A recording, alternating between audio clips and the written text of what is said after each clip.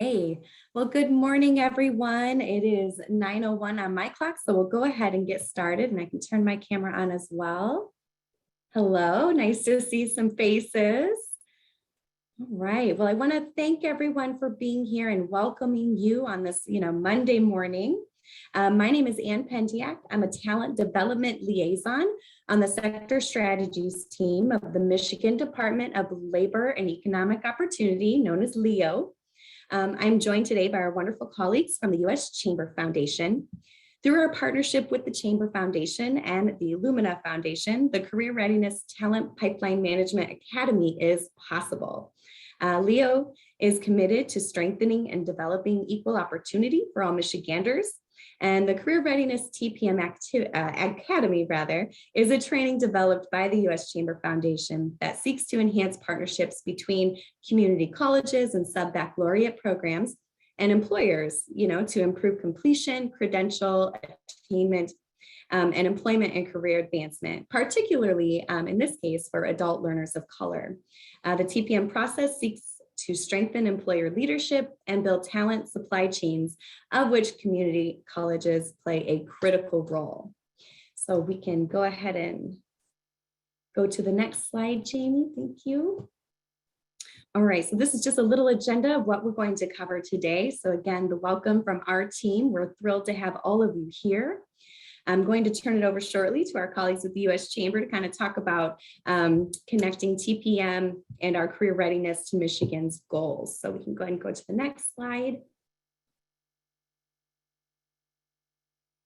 All right, so as I mentioned, the state of Michigan's goals are to enhance the quality of career pathways for opportunity populations, specifically, as I mentioned, adult learners of color, aligning those pathways to credentials so that, these adult learners of color are connected directly to in-demand occupations. We're hoping to improve and increase employment prospects for opportunity populations upon program completion, and to overall support economic vitality and stability through the development of a diverse and skilled workforce. And with that, I will turn it over to Jamie. Thank you. Thanks so much, Anne. It's great to be with you all. I'm Jamie Francis from the U.S. Chamber of Commerce Foundation. Thrilled to connect with my Michigander friends whenever I have an opportunity, and we're very excited that the Michigan Department of Labor and Economic Opportunity are receiving this grant to host the Career Readiness TPM Academy in partnership with the Chamber Foundation, thanks to support from the Illumina Foundation. What I hope to do now is to provide those of you who are still getting to know about TPM and understand what the framework is, just a 30,000-foot overview, opportunity for you all to start to immerse yourselves in the language and better connect this academy experience to perhaps other exposure that you've had to TPM, but we'll certainly leave time for questions from the audience. But by all means, please feel free to add your questions into the chat, and Anne will kind of be monitoring those, and then we'll open it up to question and answer in just a little bit. But to really start off and give you guys kind of that 30,000-foot overview level of what is talent pipeline management, TPM is meant to be a framework used by employers and education and workforce partnerships to really become better communicators with one another. And it's founded on the principles of supply chain management, something that many employers are very familiar with, and it's how they run their day-to-day operations. So this first visual that you see in front of you is really just trying to lay out, what does a supply chain relationship look like? And you see that the whole concept is that we're adding value to a product every step along the way before it gets to the customer. Now, since we're putting this in the context of students and institutions of higher learning and employers, we're not trying to say that students are widgets or that education institutions are factories. But what we're trying to help folks understand is that we're getting employers to have more leadership as part of this process, because in supply chains, they have to constantly communicate what their needs are. And similarly, in talent supply chains, we need to do a better job of being clear communicators of what critical jobs are available, how many are available, in what locations, within what period of time, and what are the quality standards that people need to be able to meet to fill those jobs successfully.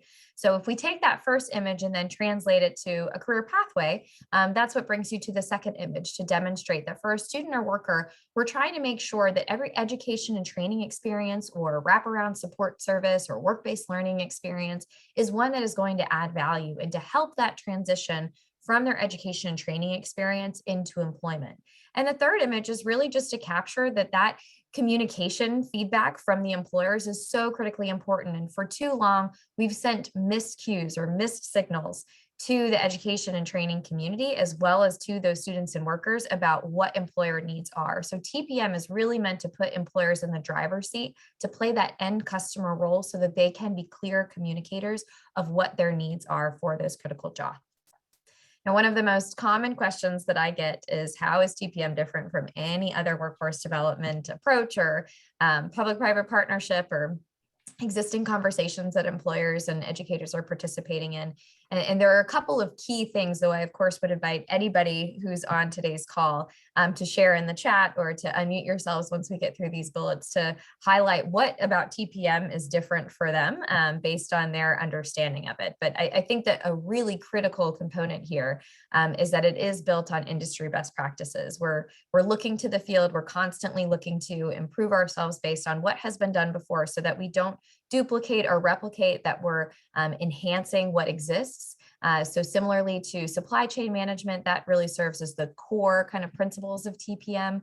But there are other industry best practices that we lean on as well, such as Lean Six Sigma, the DMAIC approach.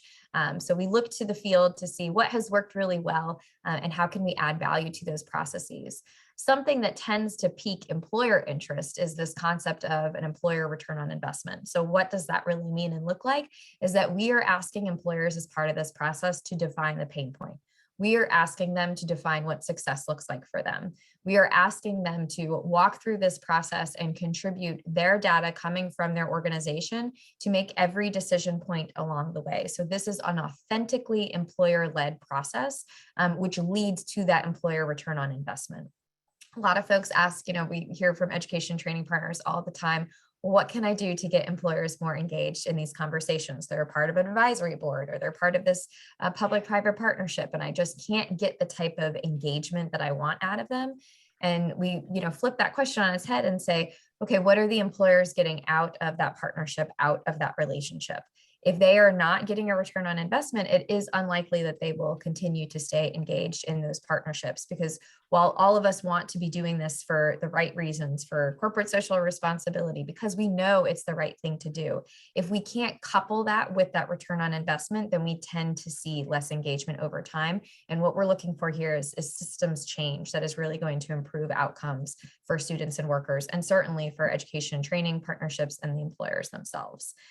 This whole framework is really meant to kind of meet you all where you're at. So as I mentioned, this does not have to completely replace existing initiatives. What we're trying to do is figure out where can TPM add value to what is currently going on. So it is a structured process. And what I like about it is it doesn't just bring people to the table to have conversations. It really leads them into action. Every data point that we collect, because TPM is very much focused on granular and actionable data, it's going to move us to that next decision point so that we're constantly making good decisions based on data coming directly from the source, directly from those employers. So it is meant to be customizable, but I think that this data component is one that really makes TPM stand out, and that we're using all the great secondary labor market information that's out there as a way to help us refine our focus, but really looking to the employers to define what this process is going to look like, again, for that concept of shared value in all partners. A really important thing to know about talent pipeline management is that we're agnostic when it comes to who your talent sourcing partners are. So while some, I've had conversations with very few employers, but there are some employers out there who have said, we really rely on partnerships with four-year institutions. And I'm sure for many of us from the community college network, like, we are an incredible resource of talent and responsiveness and partnership with so many employers that they're really missing out if they're not looking to community colleges or sub-baccalaureate programs when they're thinking about who their best talent sourcing partners are. But we also look to community-based organizations, to staffing agencies, to second chance hiring programs, to the military. There are lots of talent sourcing partners out there. And our take on this is if they're willing to be responsive and good partners to employers to try to improve the success of students and workers, then by all means, have them as part of your talent supply chain network. And then this last bullet is really thinking through that concept of shared value. And I've touched on it, I've mentioned it a couple of times, but while TPM is an employer-led approach, it's not employer alone. So there is a component, and we'll walk through the TPM strategies in which I'll say, this is really meant to be where the employers get together, do this homework with one another, and then bring the provider partners to the table. The reason for that being is because we find there to be a difference when employers are able to have that safe space to work with one another to get their facts straight. And then they can be more responsive, more accountable, more reliable partners when they start to bring those education and training partners to the table because they've had that time. But we are all about shared value when it comes to TPM. So we're looking for the triple crown win here. We're looking for better outcomes for students and workers. We're looking for more improved partnerships with our education and training partners. And then for employers to realize that return on investment and continue to want to engage in those partnerships. So to do that, that means shared accountability as well as competitiveness when it comes to all of us contributing and having skin in the game to ensure that we're able to achieve that shared value for all partners. So what is TPM? What are those 6 strategies that we've referenced and what makes up the framework? Is I like to think of the strategies as a set of questions. So for each strategy, there are questions that we are trying to answer. The first of which is when we're trying to get organized and say, what are we going to focus on? Strategy 1 is really all about that organization phase and trying to determine who are the employers that are going to be working together as we initially start this work, and how are we going to determine our focus? What's going to be that shared pain point? And I like to think of a pain point as what keeps employers up at night. So we're starting to kind of refine that focus in strategy 1. In strategy 2, once we've identified the critical jobs we're going to focus on, we need to know how many. Not because numbers should determine criticality. That's a mistake that's often made in that we look to the highest number of job openings and we say, okay, we really got to focus our attention there. That's not necessarily always what keeps employers up at night. Sometimes there are positions that just have that kind of normal churn and burn. We really need to be focusing on those jobs that are keeping employers up at night and determining how many are there, within what location, within what time do we need folks to fill those positions so that we can have that really clear communication with our education training partners. Once we have that quantity figured out, we then need to look to quality. So in strategy 3, we start to look at the shared language that we can use to communicate the standards for those critical jobs. Not because we need every job description to look alike, but you can imagine how powerful it would be if you had a group of 20 employers coming to you who said, we've all gotten around the table. We all agree that for these critical jobs, even though we all might call them something a little bit different, here's a list of 15 core competencies that we've all agreed. Here's how they can be demonstrated, how we would assess those critical jobs, and how we're going to talk about them in our job descriptions. It's helpful for education training partners, not just to know how those jobs are similar across those companies, but also how they're different. And is there an opportunity for us to eliminate a bachelor's degree as a requirement for some of those jobs? So it really gives employers an opportunity to be very intentional and thoughtful about what they're saying. What is the quality required for these critical jobs that we've identified? When we get to strategy 4, we're trying to figure out, well, where does our talent currently come from? Who are the talent sourcing partners that we've traditionally gone to? And are they able to meet the capacity, the need that we identified when we went and looked through strategy 2? If not, are there other potential provider partners, or particularly in the context as we think about this Career Readiness Academy, is there an opportunity for me to increase the workforce diversity within my company by looking to new talent sourcing partners? Is there a way for us to achieve better DEI goals by introducing new partners or by collaborating with those education and training partners to get more diversity into the pipeline? Because we know that there are a ton of business and strategic benefits that comes from having a diversified workforce. As we get into strategy 5, we start to bring those provider partners back to the table and say, okay, we've done our homework, we've gotten our facts straight, and here's all this incredibly rich data that you're getting directly from employers, a group of employers from either similar industry or across industries that are all trying to fill these critical jobs, and say, now let's co-develop these talent supply chain solutions together, because there are lots of strengths that employers have, but we do look to our education and training partners to really play that lead role in coordination with employer partners so that we can make sure that the talent solutions that we develop are going to help us all achieve our goals. So we're going to do this based on performance measures. We're going to figure out what are the incentives that we can all put on the table so that we can have better alignment from what we're trying to achieve and the benefits and the opportunities that we're able to provide one another. And then as we dive into strategy 6, we always know that there's going to be opportunities to improve. We're never going to get everything right out of the gate. So we want to look to those performance measures to help us determine where's the best place for us to start when it comes to identifying those improvement opportunities. And is there an opportunity for us collectively to do some resiliency planning in the case that something like a pandemic comes along and we need to be finding opportunities for our pipelines to be more resilient for the purposes of trying to keep the trains moving, if you will, if we need to switch to virtual or somehow need to introduce a new supply chain partner to the mix. So that's the framework overall. I just want to provide a little bit of brief history before we get into some of the nuts and bolts of all of this. And that, TPM has been around for a number of years, starting with a white paper back in 2014. We quickly moved into pilot phase once we kind of realized that there was some interest in taking supply chain approach to talent. And we had 7 business-facing organizations, including some of your colleagues from the Michigan Energy Workforce Development Consortia, participate in this initial pilot. And what we heard from those folks was, hey, this is a dramatically different approach to workforce development. We need more folks like us doing this because we're learning so much from one another that you all are really able to build up and enhance this framework based on our existing experiences. So that's when we started the TPM Academy. This will be our 20th cohort that we've hosted in just about 5 years. So there's been tremendous growth for cohorts that are, usually only about 25 to 35 folks at a time. But we've now have representatives from 40 states, from DC, from Canada, who are now implementing TPM all across the country. And I have to say, Michigan has been one of our strongest TPM partners. And that's why we're so excited to take this next step with you all. We continue to make the framework better as a result of practitioners like yourselves.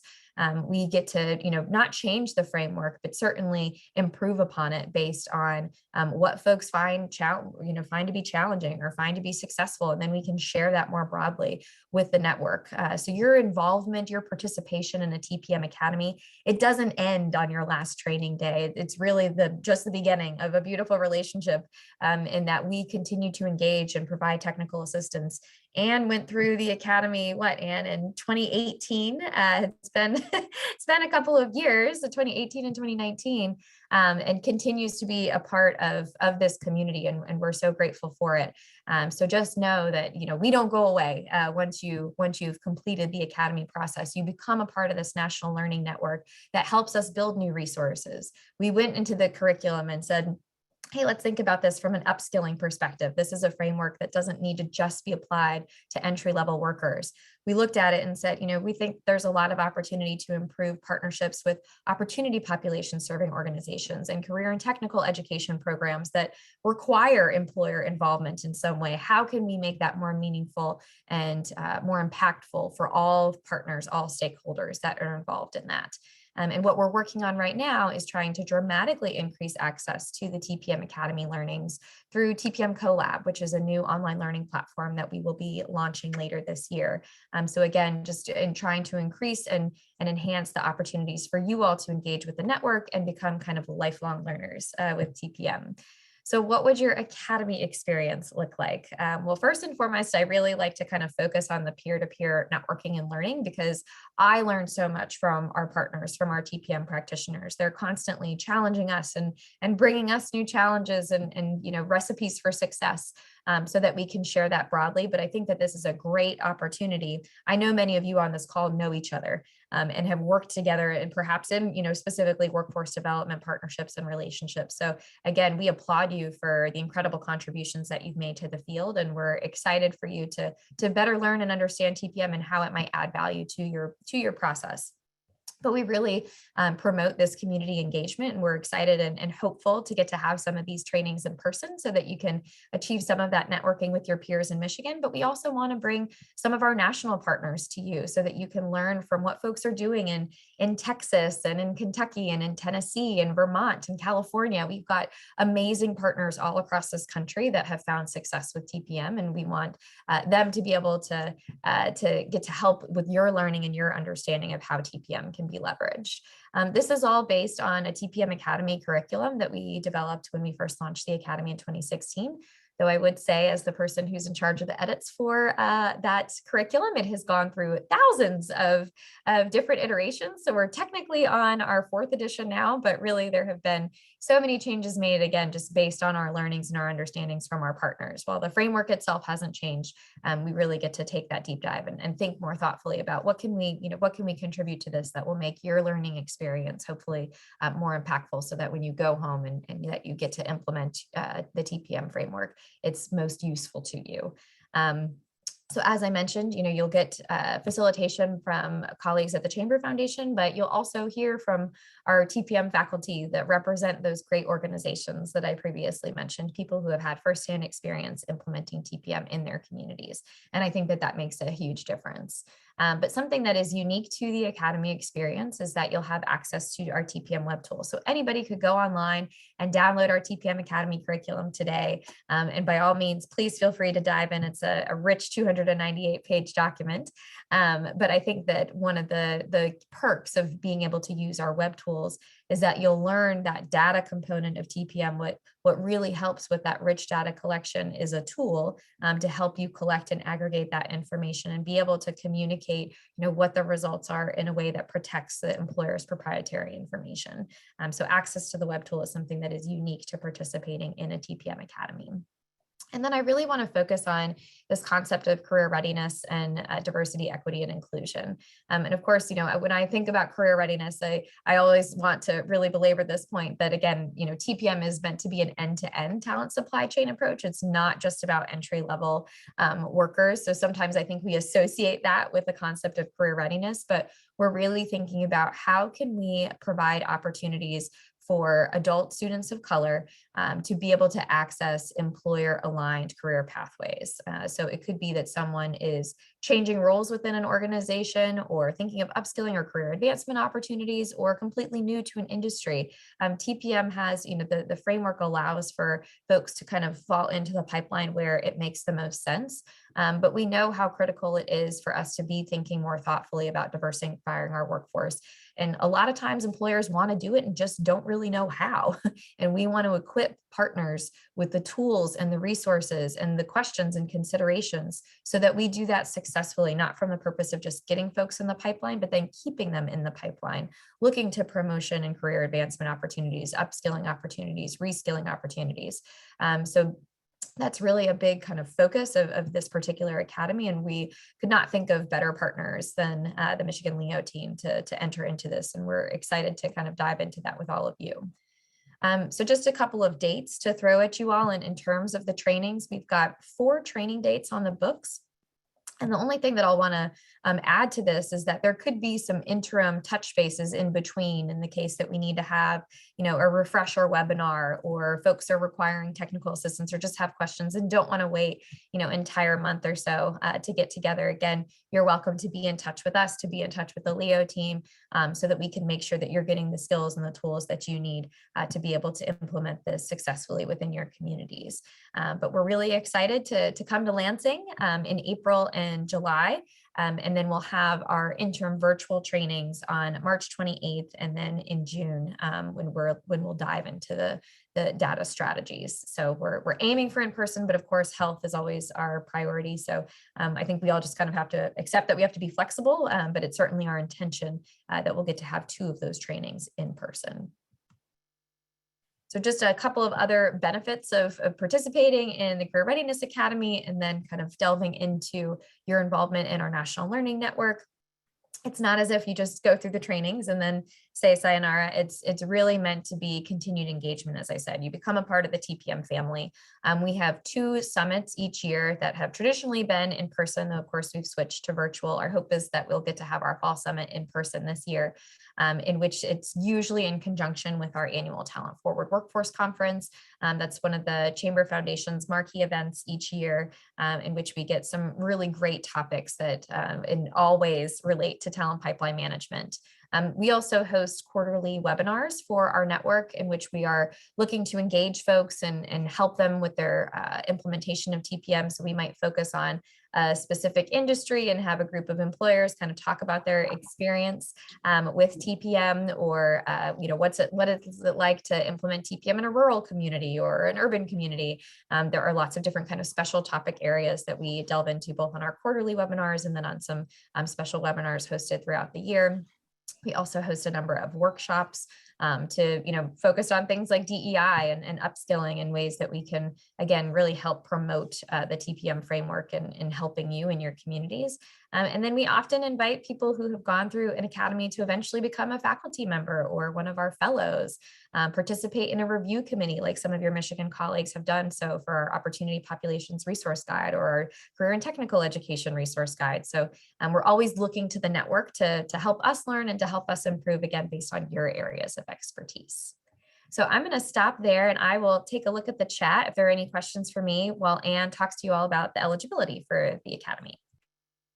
Yeah, thank you, Jamie. And I will say a question did come in, and it's regarding, I'll just read the question. Due to some industries' historical secretiveness of process and needs, do you feel varied industries being brought to the table should be a focus? And I know the proprietary information is always a point of contention of like, hold on, I don't want to, share my secret sauces if I have it. So can you speak to that a little bit?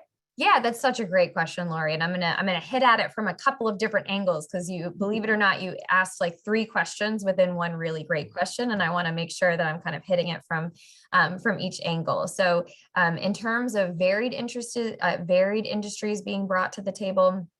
And, perhaps there's some history with certain industries in a region that have, tried to work together and don't really feel comfortable sharing, information with one another. One thing that I will say is that TPM is set up in a way to protect each individual employer's information. So while the entity that is facilitating the conversation among employers will see those individual employers' data, that's why we say that has to be a trusted organization.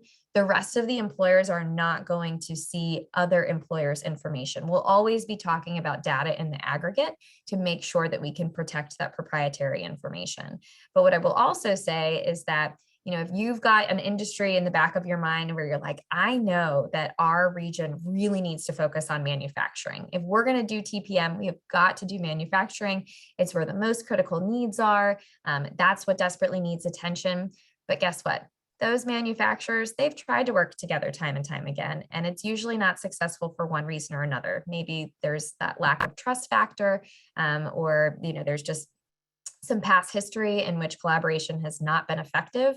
What I would suggest is don't start with the manufacturers in that region then. Find an industry within the region that maybe doesn't have as critical needs from your point of view, but is hungry and eager to participate in this type of collaboration. That's the place to start with those employers that are going to be most ready and willing to engage in this process. And then hopefully over time, the manufacturers in the region or whatever the industry might be, might look across the table and say, something seems to be working for these folks. Maybe we should really learn about this process and how we can benefit from it, and try to kind of get over some of those past grievances that we've experienced with one another. And then the last kind of point that I want to touch on in terms of cross-sector collaboration is that while most TPM collaboratives are organized around one industry within a region, it does not have to be that way. We do have folks from multiple industries coming together to focus on customer service, which is being led by our folks at DTE Energy. Information technology has a whole host of jobs.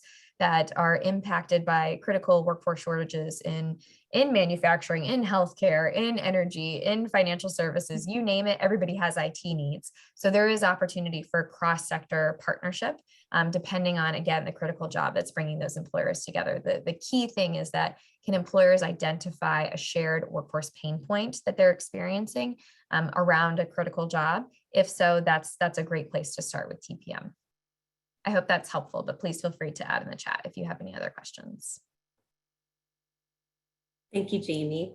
For my role with Leo, I focus on information technology as an industry. And so yes, the cross industry for IT, I mean, it permeates all industries. So I'm always like, IT is a great example where you may have very different industries at the table, but talking about these critical roles, such as like cybersecurity professionals. Okay, so eligibility, who should apply? We welcome professionals from, community colleges and sub-baccalaureate programs, as Jamie mentioned, folks that are connected to learners, even private training providers, local chambers, any small, medium, or large business, business associations, economic development, workforce development agencies as well. And, as Jamie was talking about the National Learning Network, that once, you go through this academy, you kind of become a part of, some of the magic with the TPM Academy and that National Learning Network is getting all of the stakeholders in the room together and talking about your experiences and where you fit into this framework. And what also I have found so helpful with having gone through the academy and now being on the other side of it, is that support you get and the number of sort of success stories from across the nation where this is working, and you become a part of that network. You can get connected, talk to, similar organizations from across the country that have gone through the process, the pain points they've had, how they overcame them. So, every step of the way, wherever you are in the process, there is support, whether it's from Leo, from the U.S. Chamber of Commerce Foundation, or other entities across the country. So I have found that to be incredibly helpful after going through the academy. So when you're ready to apply, these are the things that you kind of need to be able to commit to. So you do have to commit to attending all the trainings. As we saw on the calendar earlier, it is 3 sessions that are 2 days apiece. We're trying to do a hybrid model, so some of those will hopefully be in person, but we do have a virtual backup plan as well. It's a collaborative project, so you have to come, be fully present, bring your ideas, talk about how you are already maybe engaging with employers and how, and then listening to others of some best practices. So it's really a safe space to kind of share like what you've been doing, how the framework, what you've been doing kind of fits into the framework, and how it can kind of support, your efforts that most of you are probably already doing. There is a small tuition amount of $100. Normally this training is somewhere between $2,500 to $3,000, but because of the Lumina Foundation grant that we were awarded, we were able to cover a big portion of that cost. And then we do need a written statement of support from your CEO or maybe your board chair, if you are the CEO, to be able to participate. And this is just showing that you've got support from your organization to say, yes, I want them to be there. Yes, this is a priority, and we see the value of our staff person attending this academy.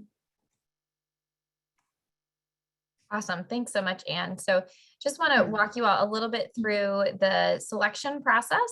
We do get, again, thanks to the grant, we do get to open this up to a wider community than we normally do for TPM academies.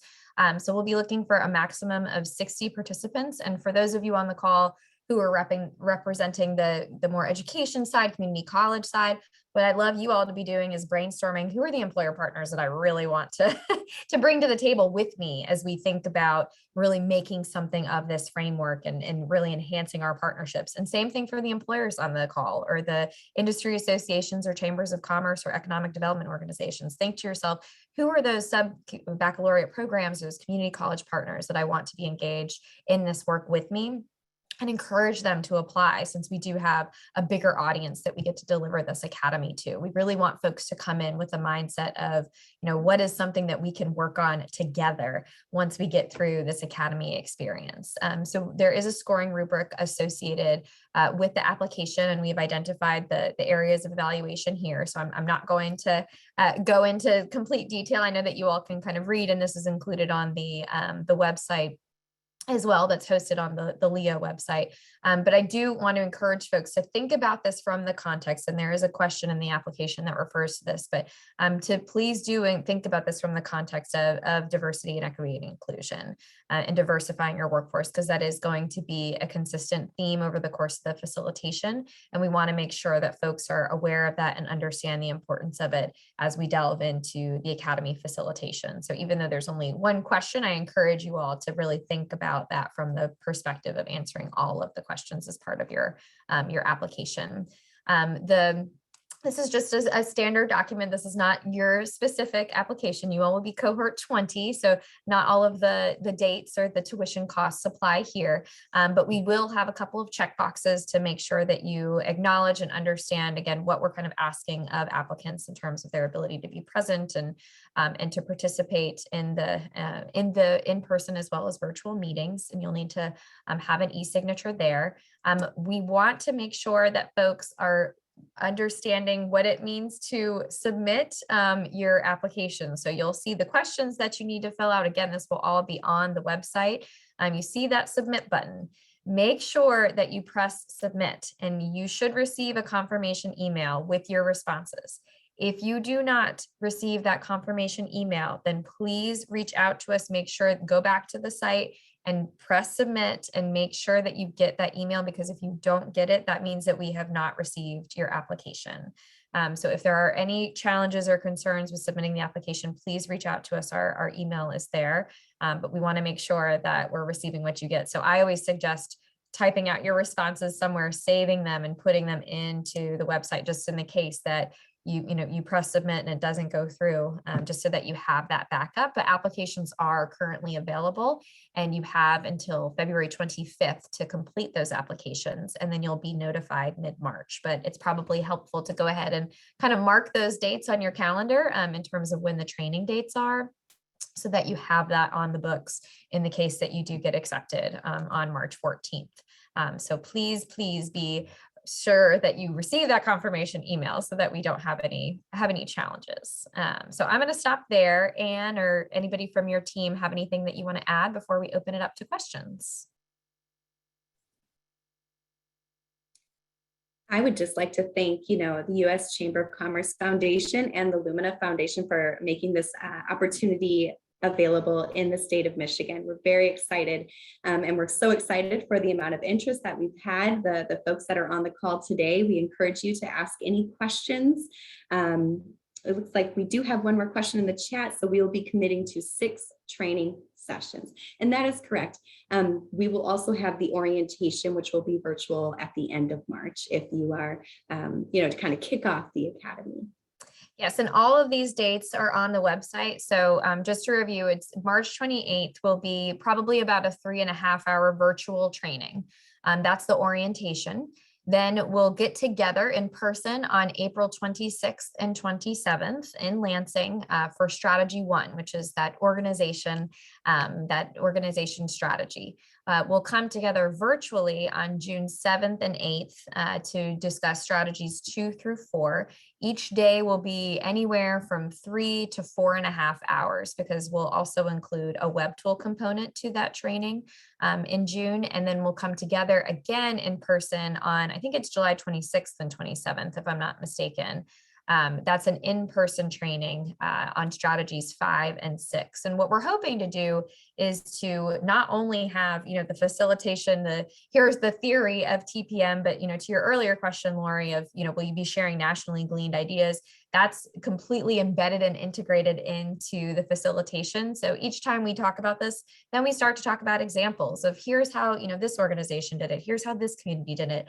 Here's what it looks like for them. And we have a whole set of case studies on our website as well that you guys are welcome to take a look into, and maybe we can follow up as part of a follow-up resource.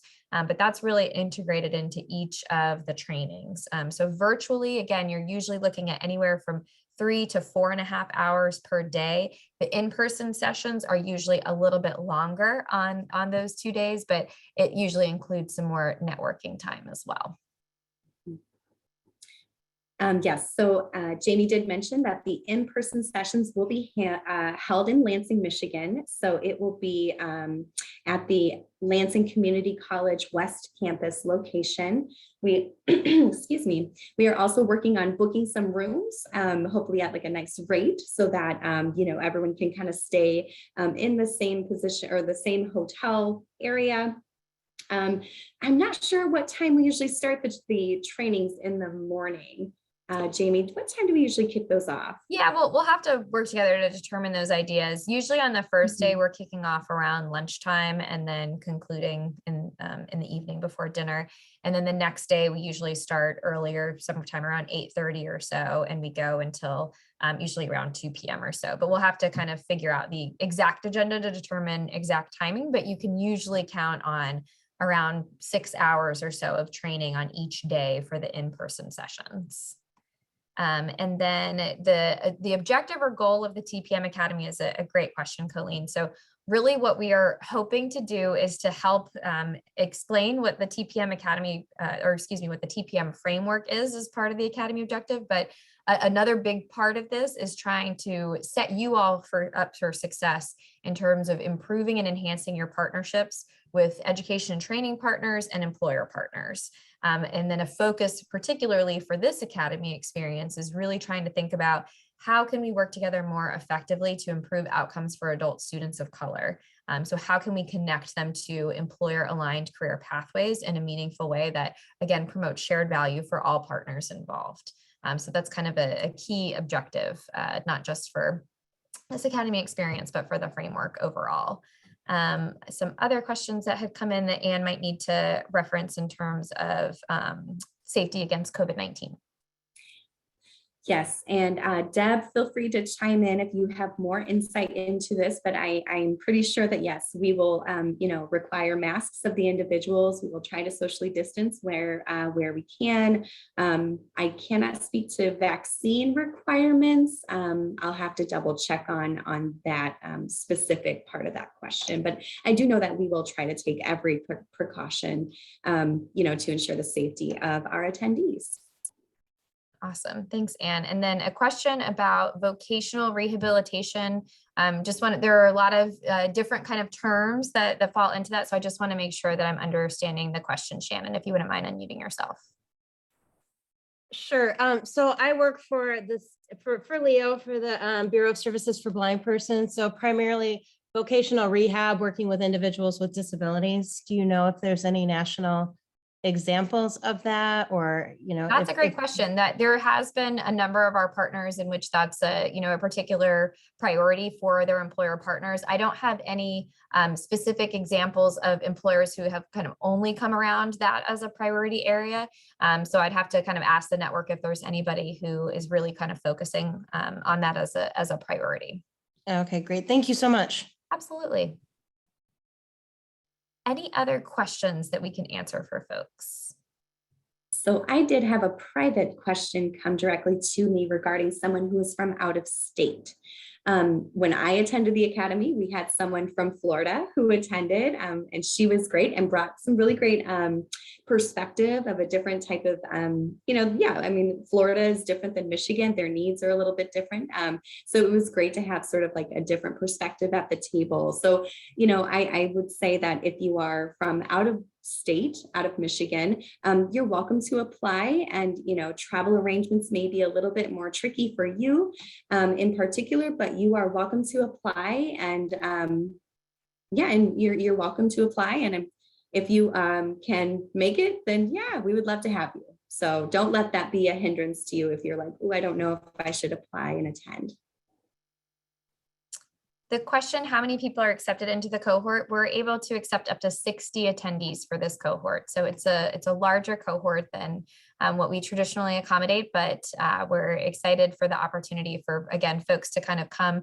I usually encourage folks, if you're able to think about this as a team effort to help with sustainability. I mean, that's definitely a topic of conversation of, let's say, a leader within your organization leaves, the hope is that this work can continue on and really kind of make it an organizational approach. We have some, entire states like Michigan that really think about this as kind of the bread and butter of their workforce development approach.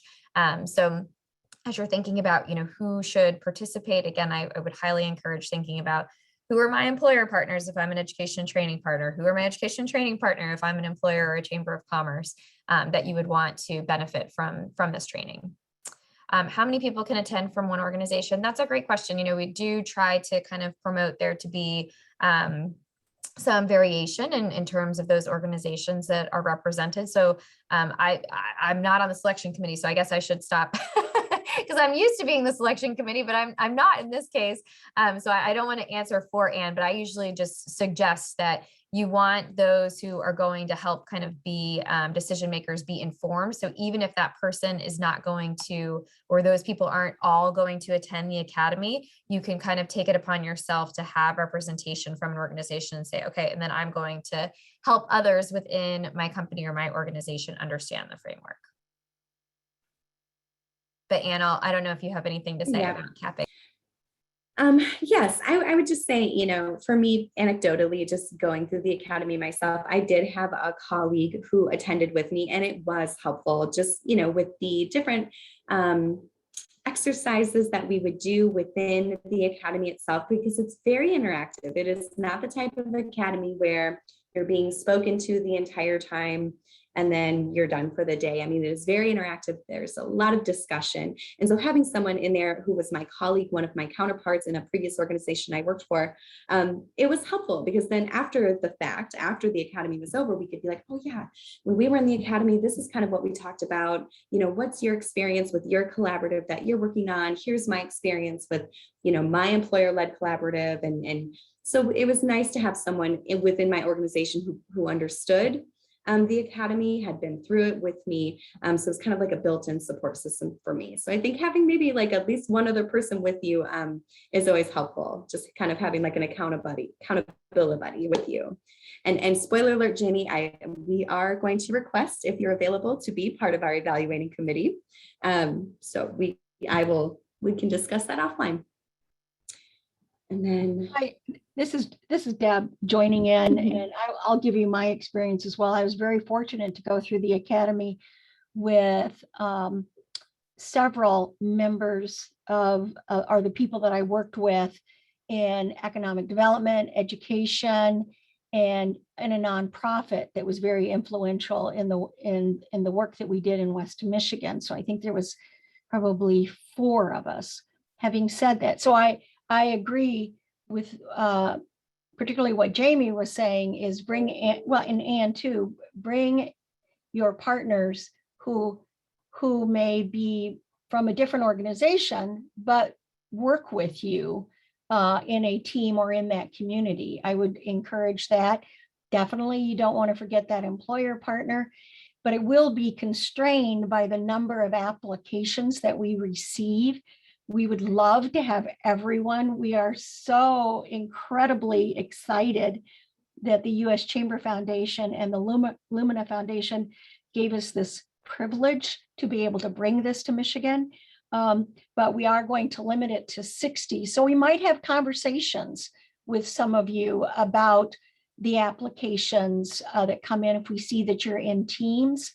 So really good question. We would love to have you all. But we will have to maybe limit it, but please, when submitting your applications, I would say don't limit that. Let us look through them all, and then maybe we might have to do some negotiating on our side, but definitely we want to see you come in teams.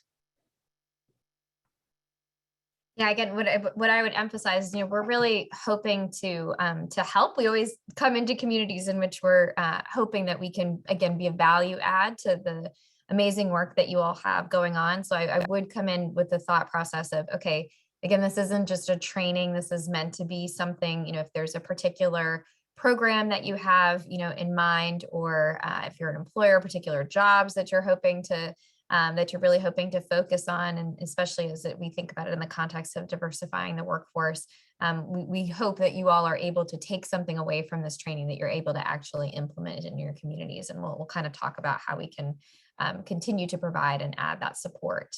I want to make sure, how does Academy, this is a great question and kind of goes into goes into what we said. So how does TPM Academy track participant outcomes? That is something that we will talk with as a cohort. There's a kind of measures specialist from the Lumina Foundation who is going to help us think through, evaluation and outcomes of this TPM Academy process. So in the past, it's mostly been, we do an annual survey with our National Learning Network members in which we ask folks about their performance measures and outcomes, but it's not, we can't require a survey. Of course, we usually get pretty good response rates, but it's up to those partners as to whether or not they want to contribute or add that information. And then we love to do case studies on our partners. So the ones that we previously mentioned are ways that you guys can get an idea of like, what are the types of outcomes that people are tracking over time. So while it's not required, it's something that, we ask of our partners to volunteer that information, because it's incredibly helpful for us to, again, better understand, okay, what's working, what's not working, what can we improve, how can we continue to add support and contribute new learnings to our overall network. Great question.